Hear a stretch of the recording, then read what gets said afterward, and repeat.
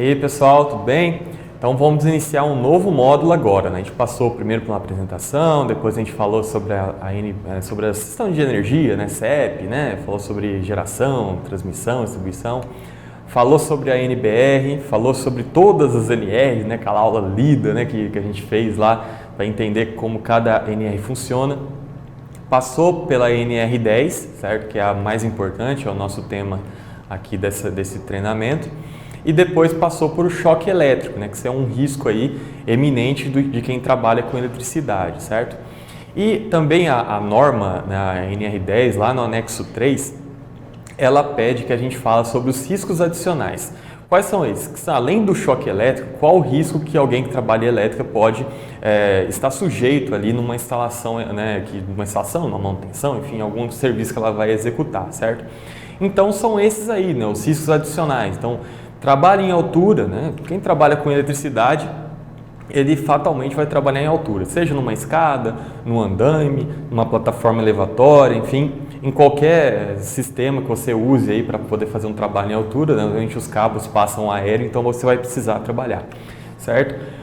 Ambientes confinados, esse já não é tão comum assim, né? A gente não vê tanto, mas acontece também. Então, precisar fazer alguma manutenção de algum instrumento que esteja dentro de um equipamento, né? Então você precisa entrar naquele espaço, alguma sistema de distribuição, né, de algumas cidades que são subterrâneas, aí você tem que entrar ali numa galeria para poder fazer alguma manutenção, certo? Ou até algum sistema industrial, em sistema que usa transportadores, né, de grãos, você tem que entrar às vezes em alguns corredores para fazer manutenção, que são considerados espaços confinados. Então, aí a gente vai estudar o que são esses espaços confinados, lógico.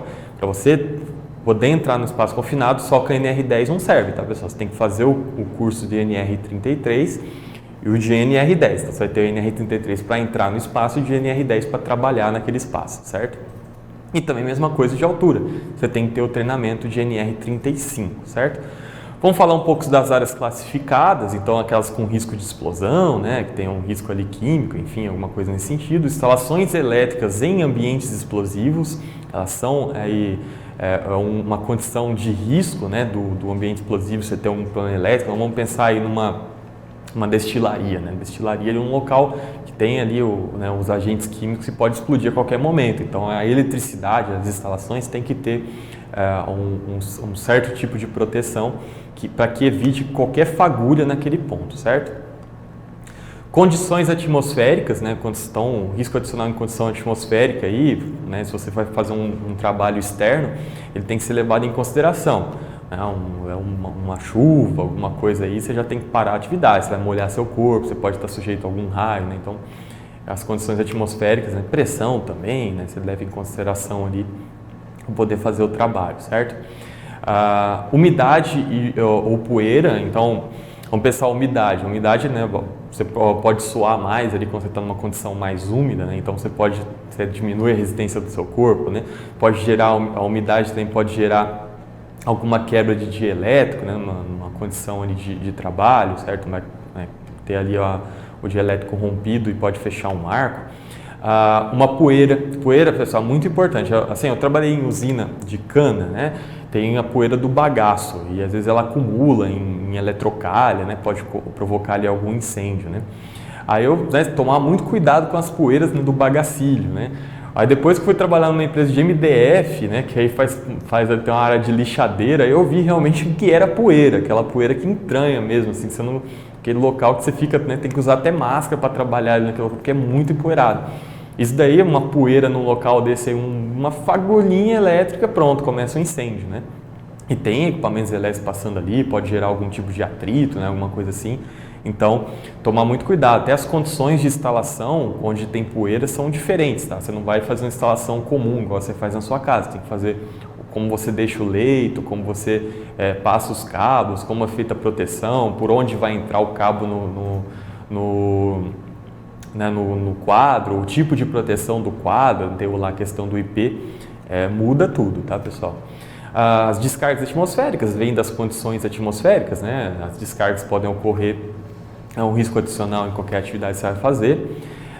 Por exemplo, você vai fazer uma manutenção de uma subestação, aí você desarma toda a subestação lá, faz tudo ok, esquece de aterrar o cabo que chega. Às vezes dá uma descarga atmosférica lá, né, na linha lá longe, 100 km. Essa descarga vai chegar ali até aquele local através do condutor, você pode tomar uma descarga atmosférica lá, que vem lá de longe, né? Então, por isso é importante, né, até aterrar, né, os cabos quando você vai fazer a manutenção.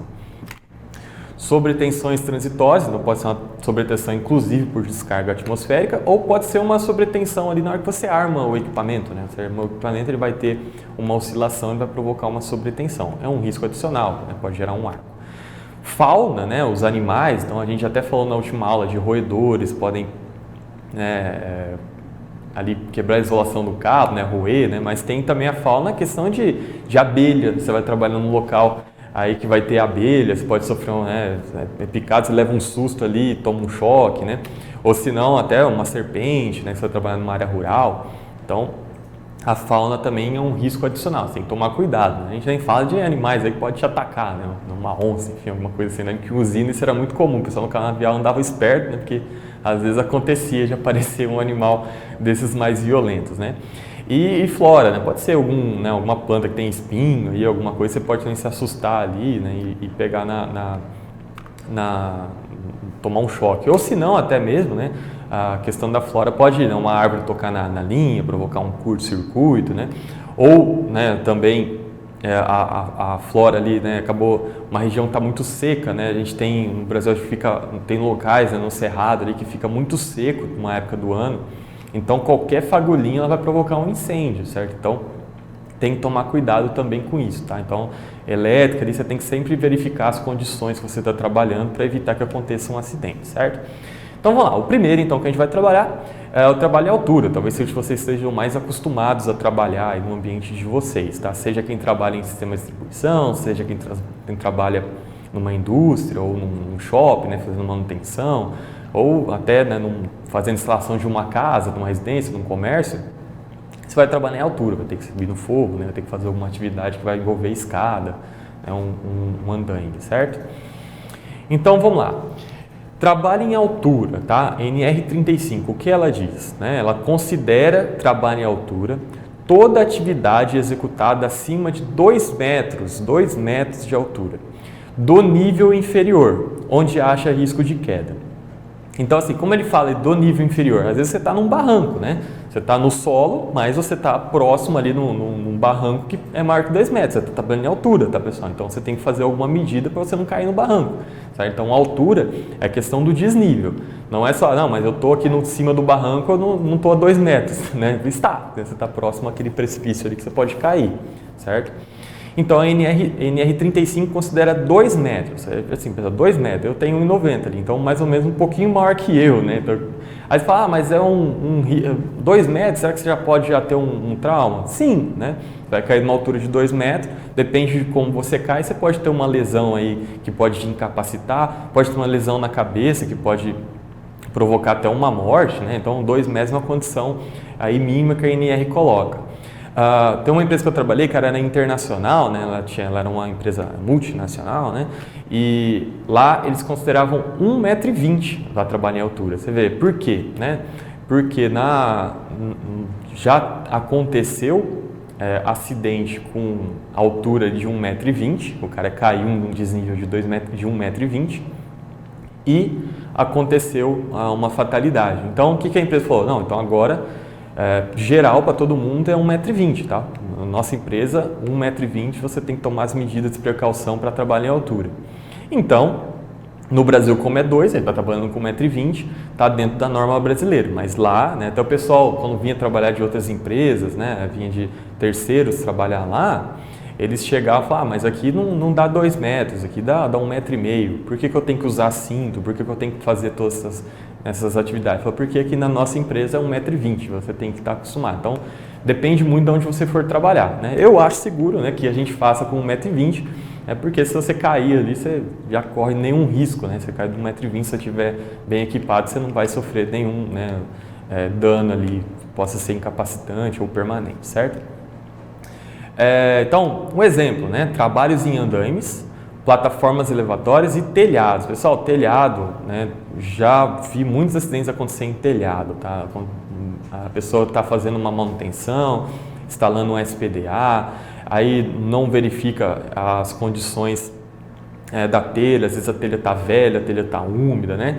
E acaba quebrando, né? E o cara acaba caindo ali naquele local. Acontece muito. E às vezes também tomar um choque em cima de um telhado, né? Você vai cair, né? Você vai cair e vai acabar rolando ali, caindo numa altura até maior. Então tem que tomar muito cuidado em área de telhado, certo? Como também com andaime, com escada, com plataforma. Telhado também preste muita atenção. Inclusive, nessa empresa que eu trabalhei era proibido, pessoal, proibido ter trabalho em telhado, porque houve um acidente fatal, né, numa das indústrias lá na Alemanha, e aí foi em telhado, o pessoal proibiu. Então, assim, proibiu, mas assim, podia como? Quando tivesse todas as condições, né, para fazer, né, enfim, aí tinha que ter uma autorização do diretor da planta. Então, era uma dificuldade, assim, né, para o diretor ir lá aprovar. Então, a gente já evitava aquele tipo de trabalho. Ou, se não, organizava muito bem, né? Ficava uma semana planejando a atividade que ia fazer naquele telhado, certo? A capacitação e treinamento para a NR35, né? Então, como deve ser feito? Então, o trabalhador capacitado, né, para o trabalho em altura é aquele que foi submetido e aprovado em treinamento teórico e prático. Então, não adianta só você fazer lá a teoria, ficar sentado escutando, você tem que também fazer uma atividade prática. Então, você vai fazer uma descida, né, descer uma escada, enfim, usando o cinto, né? Você ter sempre os 3 pontos de apoio, né? Você está com os 2 pés mais uma mão, você vai tirar um pé, você coloca a outra mão antes, né? Fica com os 3 pontos de apoio para poder descer a escada. Então, isso daí é um treinamento prático que você faz quando você está trabalhando em altura, certo?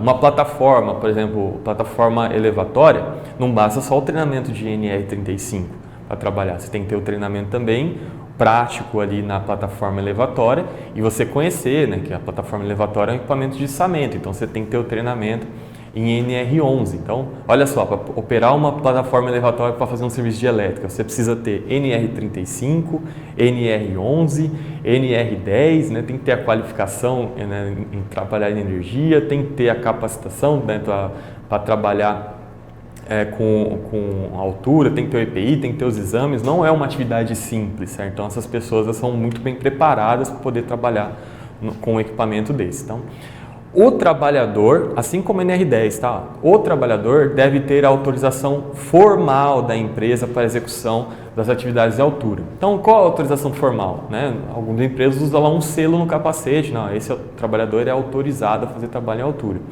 certo? Por quê, né? Se você chegar lá na empresa, você não fizer treinamento e começar a trabalhar, né? Às vezes você até fez o treinamento, mas o pessoal não viu que você não era muito bom ali na prática. E você começa a trabalhar em altura, a responsabilidade acaba sendo sua. Lógico que a empresa também responde por aquilo, que ela não poderia deixar você, né, pegar uma escada e trabalhar, mas você também está se responsabilizando. E também a NR35 ela define que todo trabalho em altura deve ser precedido de uma análise de risco.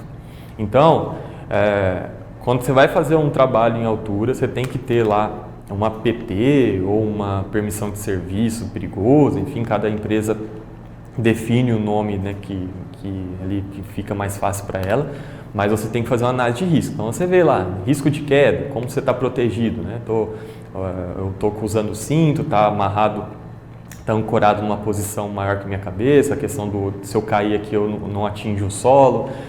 O equipamento que eu estou usando, a escada, né, ela tá em condições boas, né, de manutenção, está com a borracha ali isolante, está tudo certo, né? Então você verifica ali os degraus, se não estão com nenhum problema. Então, tudo isso tem que fazer uma análise de risco para poder começar um trabalho em altura, tá, pessoal? As medidas preliminares dessa análise de risco. Primeira coisa, todo serviço que você for fazer, tá? Isolamento e sinalização do entorno da área. Então, mas eu vou trabalhar com escada. Sim, isola a escada, certo? Aquele local que você vai trabalhar, fecha e não deixa ninguém passar. Por quê? E faz uma isolação assim, não em volta da escada, né? Faz bem grande, assim, deixa um espaço grande para você trabalhar. Por quê? Pode passar algum veículo ali e bater na escada, né? Pode ter algum problema desse sentido.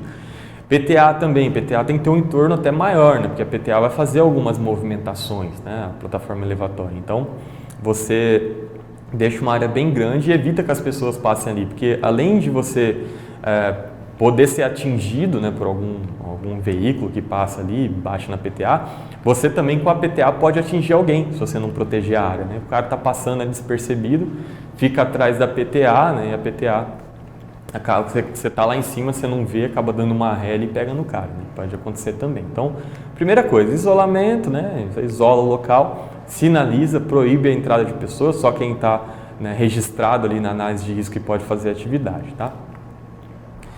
Estabelecimento dos sistemas e pontos de ancoragem, isso é importante. Vamos lá, você vai fazer uma linha de vida, né? A linha de vida, se você for, por exemplo, fazer um carregamento, né? Você faz uma linha de vida ali, você não vai fazer na altura do caminhão, você faz um ponto mais alto, né, do caminhão ali, que se você cair, né, você vai ficar ancorado e não vai, né, relar no solo, certo? Então, você tem que estabelecer. Então, pode ser uma linha de vida, pode ser uma estrutura ali reforçada, que você pode usar como ancoragem do seu paraquedas, né? Pode ser até o trava-queda ali, quando você vai subir uma escada de marinheiro, né, você pode ter um cabo de aço com trava-queda, então esse é um ponto de ancoragem do seu cinto ali para você não cair, né? Então você tem que definir muito bem como vai ser esse procedimento, ver se aquele local realmente é firme, é fixo, né? Faz um reforço sobre aquilo ali, né? Veja as condições, tá? do ponto de ancoragem. Por exemplo, o pessoal costuma fazer linha de vida em volta de telhado, né? E aí, conforme o tempo, aquilo ali, conforme, né, vai passando o tempo, sujeito à umidade, sujeito até alguma descarga atmosférica, pode provocar alguma corrosão. E aí o cara está confiando que aquela linha de vida está funcional e ela está com uma corrosão, e quando o cara cai, a linha de vida desce junto. Então, tem que tomar cuidado, verificar, né, os pontos de ancoragem, ver se está tudo ok, tudo certinho, para poder fazer a atividade, tá? Terceiro passo, verificar as condições meteorológicas. Não vai fazer trabalho em altura em ambiente de chuva ou que ameace a chover. Então, você tem lugares, né, em construção civil, às vezes o pessoal aplica, tem um equipamento que você coloca lá e verifica como estão as condições atmosféricas quanto a cargas, né, que estão sendo ali naquele ambiente, né? Mas se você vê que vai chover, né, que você vê que começou a fechar o tempo, tem uma nuvem ali, mas, né, começou a ter um problema, vento, né, vento, tomar muito cuidado com o vento também. Aí você está numa escada, trabalha a altura, o vento ali empurra e você acaba caindo, né? Até na minha cidade aconteceu recentemente, né? Agora no estado de São Paulo, nesse último final de inverno e começo de primavera, aconteceu bastante ventania, né? Aquela ventania de jogar muita areia para cima, e um trabalhador da empresa, né, estava enchendo uma laje, né? Acabou batendo um vento muito forte e ele acabou caindo, né? Eu acho que, não sei se o equipamento ali acabou deslocando ele caiu com o vento, caiu em cima e a parede caiu junto com ele e acabou sofrendo escoriações e faleceu, né? Então você vê, o vento foi o que provocou a morte. Então verificar condições meteorológicas, chuva, vento, tá, para poder fazer a atividade. Depois, inspeção de EPC e EPI. Então EPC, né, vamos pensar no EPC lá, né, o ponto de ancoragem já é um EPC, né, a linha de vida já é um EPC, então você tem que fazer a inspeção, né, do ponto de ancoragem, certo? O que mais? As ferramentas que você vai utilizar também, não é só o EPC, as escadas, né, a plataforma. Você está com uma plataforma elevatória, você tem um checklist daquela plataforma. Então, como estão as condições operacionais? Todos os botões estão funcionando, o botão de emergência está funcionando, ela está com um nível de óleo ok, está com gasolina, o pessoal às vezes quer colocar gasolina, né? Está tudo funcionando, as manobras estão funcionando corretamente, no sistema pneumático, assim. Faz toda a inspeção, de preferência um checklist. Tem empresa que faz um checklist diário, né? O bom seria se fazer um checklist a cada atividade. Então, toda vez que você vai pegar uma PTA, você vai lá, verifica quais são as condições, faz o checklist e anexa na análise de risco que você fez ali. Então, você já coloca danos na PTA, lá na análise de risco. Aí você coloca, foi feito o checklist, verificado, está ok. Checklist fica em anexo na análise de risco, certo? E aí você pode trabalhar seguramente com a plataforma. E assim também com a escada, tá, pessoal? O cinto de segurança. Uma boa prática, né, do cinto de segurança é o seguinte: a cada 3 meses aí você passar por uma inspeção até do pessoal do SESMIT, né? Que ele, às vezes é um pessoal mais preparado para verificar. Você, lógico, toda vez que você for usar, você tem que verificar como estão as condições do seu cinto, certo? O trava-queda, está tudo, né, funcionando, enfim, lembrando que se houver, né, aquele elástico, né, aquela parte elástica, se ela tiver um rompimento, tiver alguma queda, ela já não serve mais, né? Então, a empresa que eu trabalhei, que a cada 3 meses o pessoal colocava um lacre. Então, os primeiros 3 meses era um lacre branco, depois era um lacre verde. Então, quando a gente fazia análise disso, você já olhava se o cara estava no lacre certo, né? Então, se foi inspecionado, né, naquele trimestre o cinto de segurança pelo pessoal do SESMIT. Mas também, quando a gente fazia análise, cada um verificava as condições do cinto. Lembrando, utilizou o cinto, né, teve uma queda, ele tem que ser descartado, certo? Não pode ser usado. E não pode ter escoriação, tem que verificar ali as condições, né, das costuras, né, dos elásticos, se vê se tem alguma oxidação na parte metálica dele, né, para poder verificar a atividade. Tem checklist, tem para sim, você pode fazer um checklist, né, e anexar também na análise de risco, tá? Aí vem as condições de resgate e primeiros socorros. Então, em toda atividade, se tem perigo, né, você já deixa avisado o pessoal do ambulatório, né, que você, estou fazendo uma atividade de risco aqui nesse local, né, se tiver um acidente você tem que ter a comunicação com o ambulatório, certo? Então, primeira coisa, rádio, né, você tem que saber qual frequência colocar, quem está ali junto na atividade, não fazer a atividade sozinho, né, fazer com outra pessoa, quem está junto ali está saber prestar o resgate, né, saber fazer os primeiros socorros, né? Lembrando que tem condições, você não vai pegar o cara caiu ali, você já vira ele rapidão, não pode, né? Tem que verificar as condições do corpo dele, ver se ele não tem nenhuma lesão interna, né? Que pode provocar aí danos maiores se você mexer na pessoa. Então, tem que ser uma pessoa preparada para essa emergência, né? Um brigadista, enfim, uma coisa assim. E o sistema de comunicação.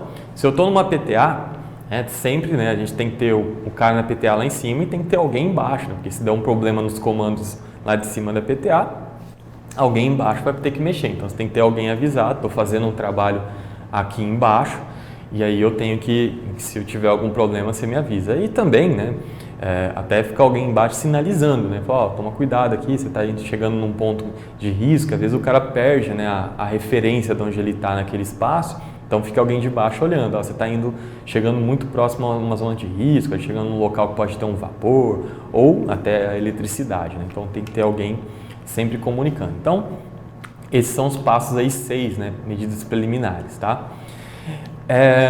Falando um pouco do trabalho à altura também, a gente fala da NR18, que ela vai falar sobre trabalho em construção civil, né?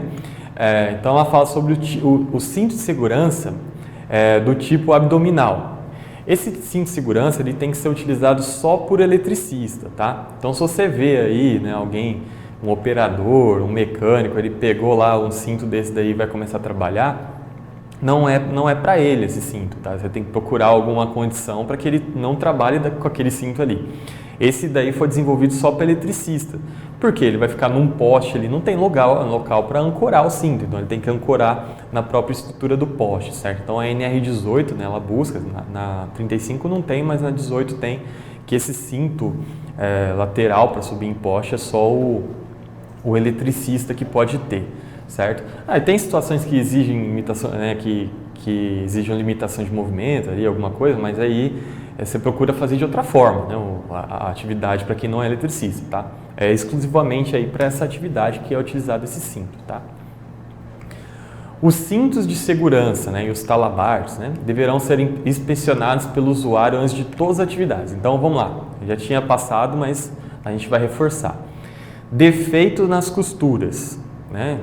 Verifica o cinto, aquelas costuras laterais, né, tudo no sistema você verificar, né? Rebites, né, argolas, ver se está com alguma oxidação, se está funcionando o sistema de gancho, né? Mosquetões, né? E as molas e travas, se está tudo ok, certo? E, lógico, sempre que você for trabalhar, subir uma escada, sempre um ponto ancorado. Quando você está subindo a escada, você coloca um ponto, ancora, aí você dá um passo, né? Você tira o outro, depois que você ancorou, você vai colocar os dois. Aí o pessoal vai subindo rápido, né? Já viu o pessoal que trabalha com manutenção de antena? Eles querem mostrar que eles são muito rápidos, eles vão lá, 1, 2, 3, né? Vai rapidão, e às vezes, em algum momento, né? Ele está sem o apoio de dos talabartes ali, né? Ele acaba caindo. Já ouvi história, já até em treinamento, o pessoal passou que o cara foi querer subir, né? Colocou um talabar, colocou um, aí começou a fazer rápido, né? E uma hora antes de ele colocar um, ele tinha tirado o outro e aí ficou os dois sem, ele caiu da torre. Então, aquela questão da prática, o cara achar que é o bom, aconteceu o acidente, certo? Tomar cuidado, tá? Façam com calma, né? Nenhum serviço precisa ser tão urgente assim que vai comprometer a sua saúde, tá bom? Os procedimentos, então, boas práticas, né? Ferramentas devem ser levadas para o alto apenas em bolsas, né? Bolsas especiais porta-ferramentas. Então, você leva uma bolsa, você tem que acessar o local com uma escada. Você não vai trabalhar numa escada, tá, pessoal? Isso não é uma boa prática. Você acessa o local, não, um local mais alto com a escada. Por exemplo, você vai subir num telhado, você usa a escada para subir, mas você não vai trabalhar em cima da escada. Não é uma boa prática, tá? Você tem que levar uma bolsa, você não levar na mão. Né? Você está levando um alicate na mão e subindo com a mão, você não está tendo, né, o contato com a escada ali para poder subir, certo? Então você está com o alicate, está com uma chave de fenda, está errado. Então você tem que levar na bolsa, né? Leva uma bolsinha ali, ou você tem, o pessoal usa muito lá nos Estados Unidos, né? Tem aquele cinturão, né, que você consegue pendurar. Não é o ideal, tá? Aquele lá, porque pode acabar caindo, né? Cai na cabeça de alguém, então tem que tomar cuidado, tá? Então as ferramentas levam em bolsa, que é mais seguro.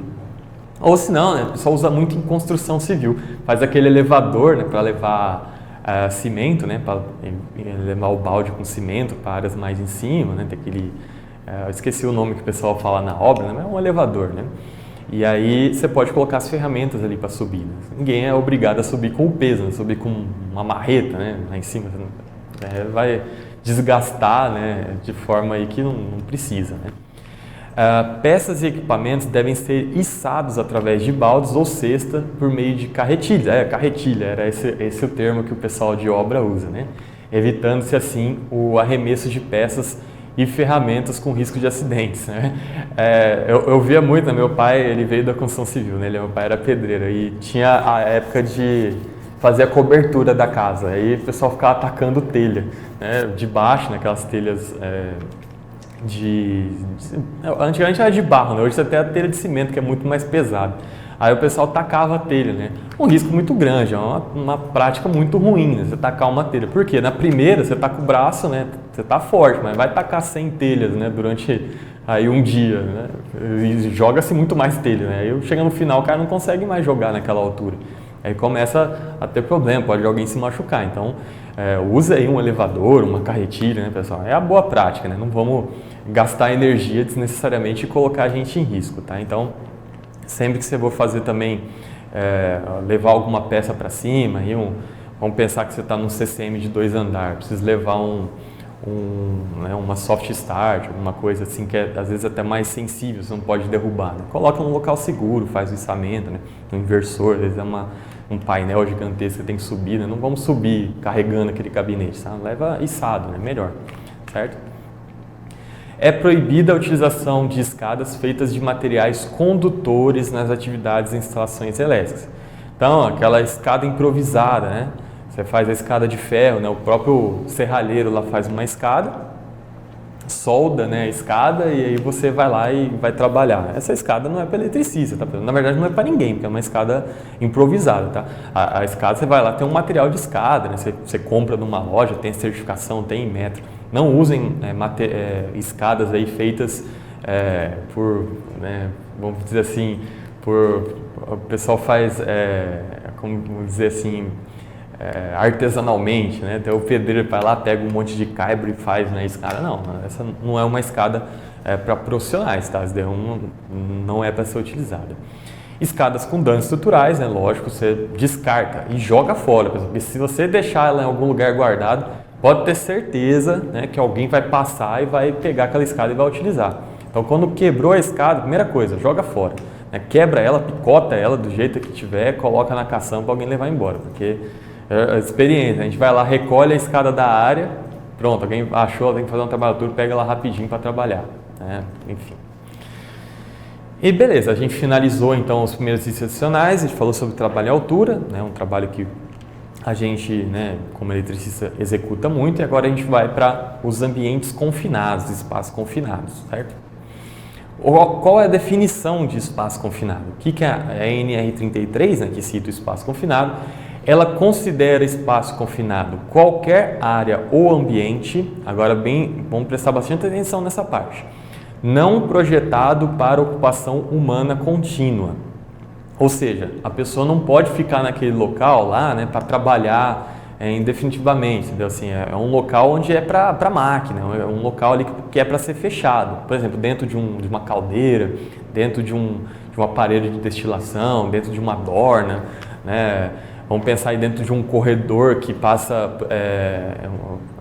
produtos aí químicos, né? Passa grãos, enfim, dentro de um armazém de grãos, lá é para ocupação de grãos, não é para pessoas ficarem lá. Então, o espaço confinado é um ambiente não projetado para ocupação contínua. Vamos lá, outra coisa que ele coloca ali, que possua meios limitados de entrada e saída, ou seja, tem uma porta só, ou duas ali que estão distantes, né? Se você quiser sair daquele local, não é fácil, não tem um acesso fácil. Então, geralmente aí quando você tem um espaço confinado industrial, né, ou até um telhado, né, você tem aquela portinha bem pequena, você tem que acessar através de uma escada. Então, se você está em cima, por exemplo, de um forro, você está num ambiente confinado, ninguém mora dentro de um forro e ali é um lugar que tem a entrada e saída de pessoas, né, que ele é limitado, certo? Mais um termo que a NR coloca lá, ventilação, cuja ventilação é insuficiente para remover contaminante ou onde possa existir a deficiência ou um enriquecimento de oxigênio. Então, local que não é ventilado, né?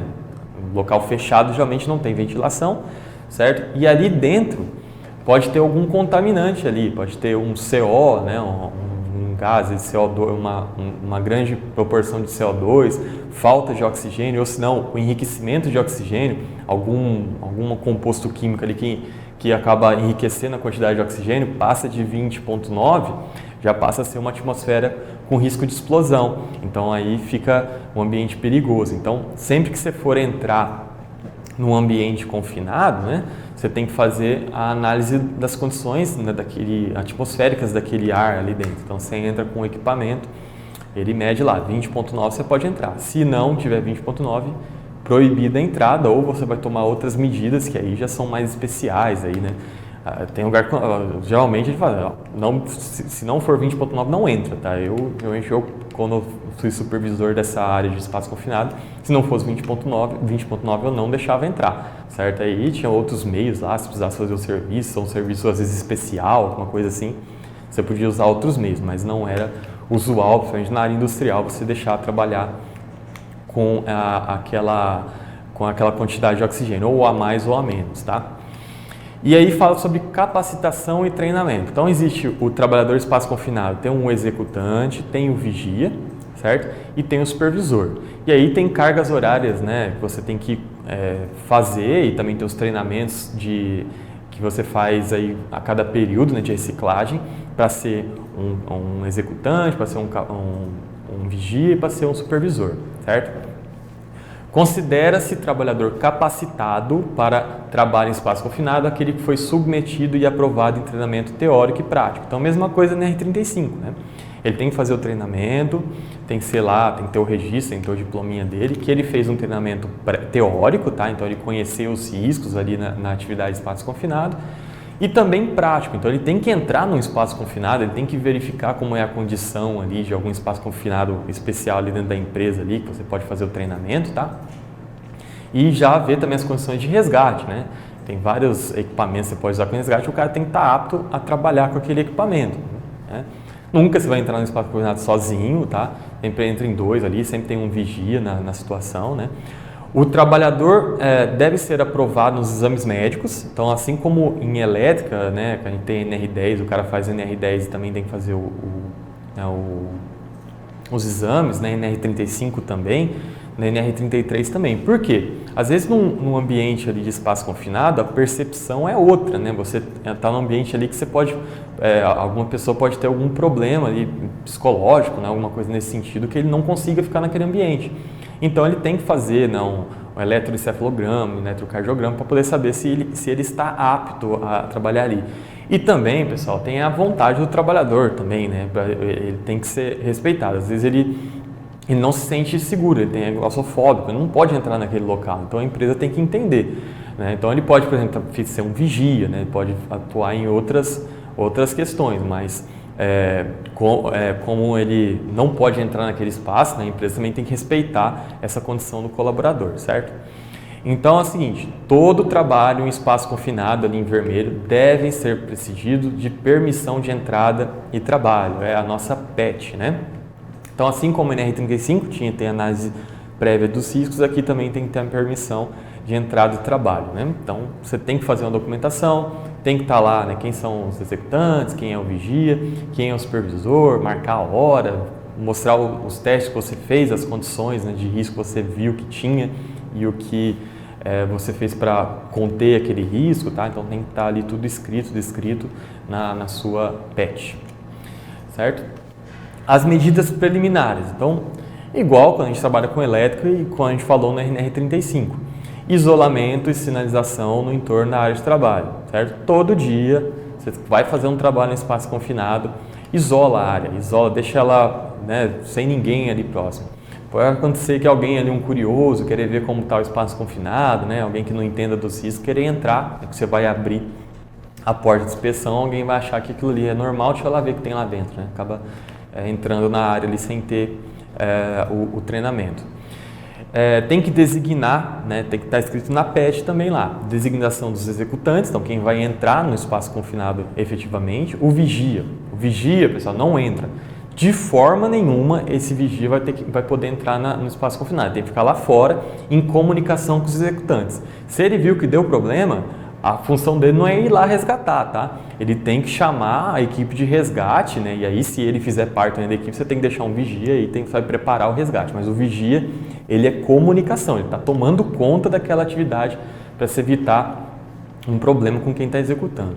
E também tem que ter o supervisor, que é quem aprova aquela entrada em espaço confinado, uma pessoa que é um cargo ali de liderança, né? Que tem algum conhecimento dos riscos que estão naquele local. E que ele faz também o treinamento, ele tem que ter um treinamento de 40 horas, a reciclagem também, se não me engano, é 40 horas, é um curso bem pesado para ele saber as condições que o executante está ali, estará sujeito naquele trabalho, certo? Verificação da atmosfera do espaço confinado, então, medidor de gases, você entra lá, então os medidores de gases realmente pega ali o oxigênio, né, o CO2, o CO, e às vezes algum gás sulfídrico, uma coisa assim, né? Depende de qual medidor você está usando, né? É aquele amarelinho que é o mais comum. Então, vou ter que entrar num telhado, vou ter que fazer na medição de gases? Sim, né? Vai ter que entrar no telhado, vai ter que fazer medição de gases. Entrou em espaço confinado, todo o espaço confinado tem que fazer medição de gases. Você não sabe o que tem ali, certo? Pode ter acontecido alguma coisa durante a noite que gerou algum gás ali, certo? Alguma coisa que está queimando ali dentro, alguém fez uma atividade de solda ali, pode ter diminuído, né, o oxigênio no local. Então é o seguinte, você vai ver lá no curso de NR33, quando você for fazer, vai estar lá explicando, né, que você, até certo ponto ali de quantidade de oxigênio, você começa a ter tontura, depois você desmaia, né, e aí você pode chegar até, né, você não vai conseguir respirar, o oxigênio vai chegar ao seu cérebro, você vai ter uma parada, né, uma parada no funcionamento dos seus órgãos, enfim, você vai acabar morrendo, tendo morte cerebral. Então, sempre verifica a atmosfera. Esses dias até eu fiquei sabendo de uma história, né, então uma história muito triste, né, um pouco antiga, né, eu acabei conhecendo, fui estudando um pouco sobre espaço confinado. O pessoal foi fazer uma manutenção numa fossa, né, foi limpar a fossa, ele entrou no buraco, né, num sítio.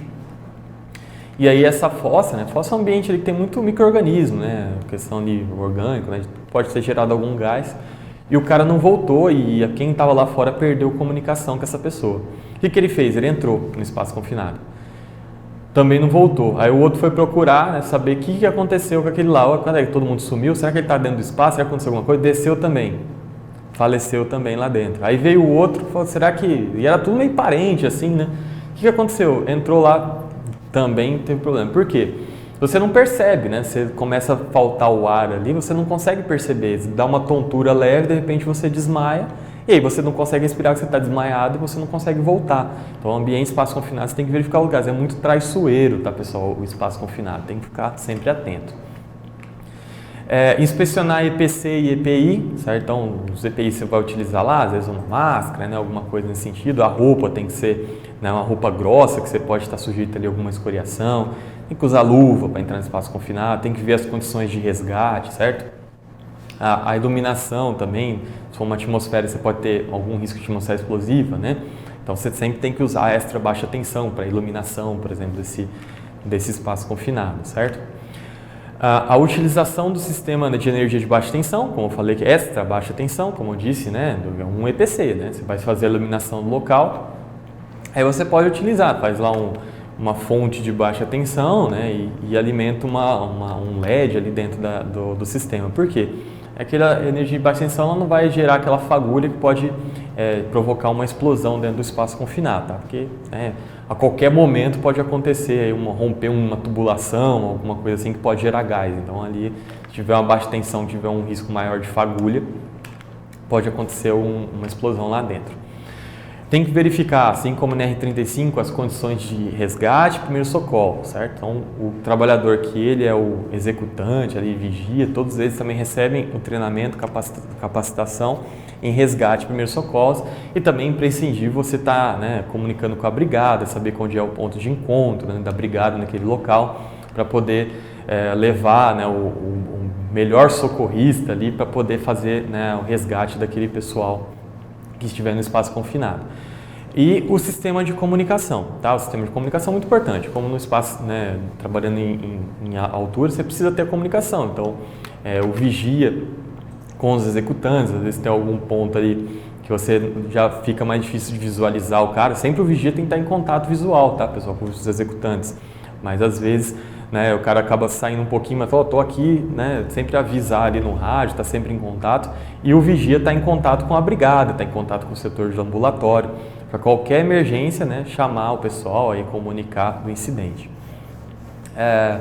Já presenciei muito problema em espaço confinado também, pessoal, de alguma esteira, alguma coisa assim, né? Presenciei não, acabei ficando sabendo aí, em algumas usinas que a gente trabalhou, né?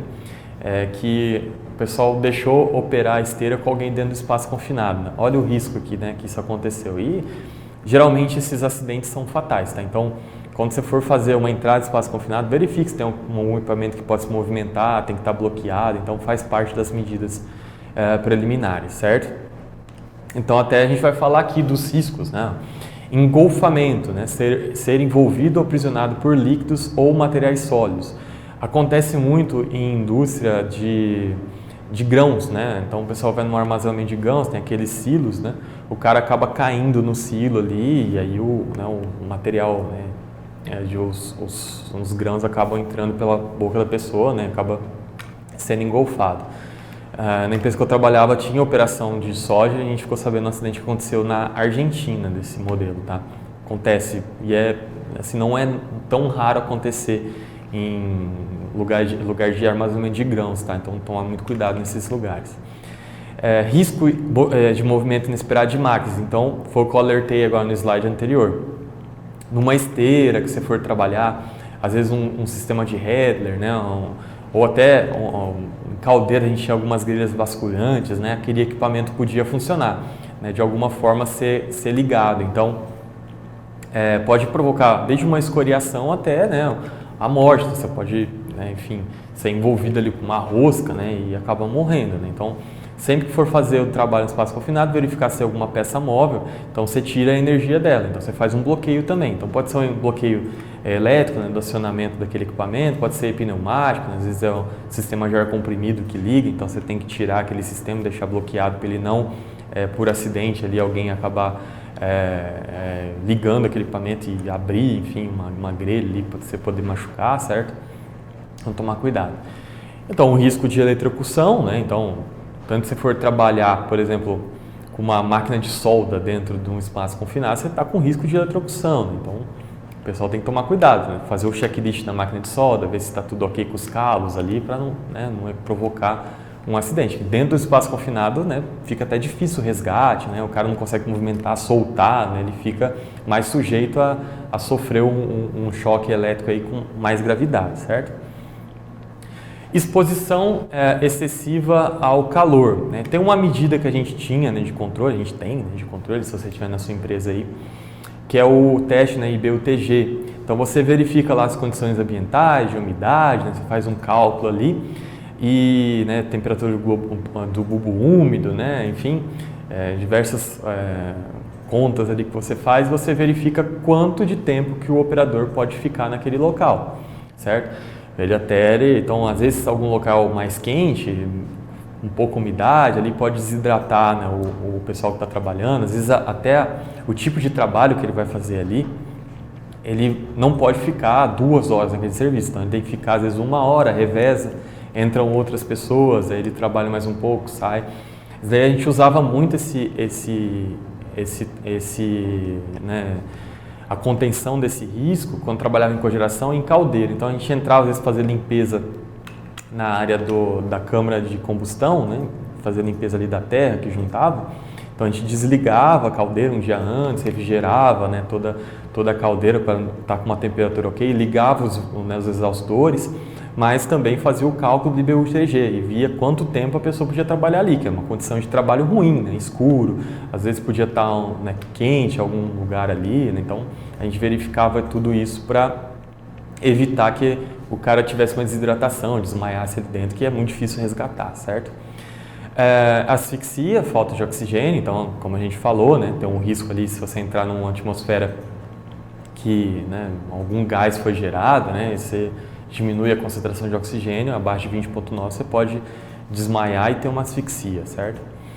Atmosfera com explosão, então, quando está rica em oxigênio, né, algum efeito ali químico ali que provocou o enriquecimento do oxigênio, pode se tornar uma atmosfera explosiva acima de 20,9, ou mesmo, né, você tem às vezes algum composto que pegue fogo, né, que exploda, por exemplo, sei lá, um hexano, né, às vezes você pode ter um vapor ali que pode explodir, certo? Queda de pessoas, né, também tem que tomar cuidado, que você entra no espaço confinado, ele não é projetado para ocupação humana, às vezes ele tem desníveis ali dentro, né, então tem que tomar cuidado, alguma escoriação também. Em caldeira a gente subia muito dentro de tubo, né, você andava sobre os tubos, então às vezes você podia enroscar o pé entre um tubo e outro e se machucar, né, você ter alguma queda ali, torcer o pé, enfim. E também, né, escombros, né, desmoronamento, às vezes pode ter alguma coisa ali naquele local que pode desmoronar na pessoa ali dentro, o resgate é muito mais difícil, né, queda de ferramenta, enfim, equipamentos. Sempre observar tudo isso, então isso tudo vai na PET, tá? Tudo isso daqui, você tem que analisar o risco, colocar na PET, colocar a medida de controle e aí sim você está apto a trabalhar num espaço confinado, certo, pessoal? Então é isso, começando então esses modos de risco adicionais, a gente falou sobre trabalho em altura, falou em trabalho de ambiente confinado, né, que as normas regulamentam, e agora na próxima aula a gente vai falar sobre outros riscos aí para quem trabalha eletricidade e que podem causar um risco que pode aumentar o risco, né, que você está já correndo com a eletricidade e provocar alguma lesão, né, algum efeito que pode ser fatal, certo? Obrigado, então até a próxima aula.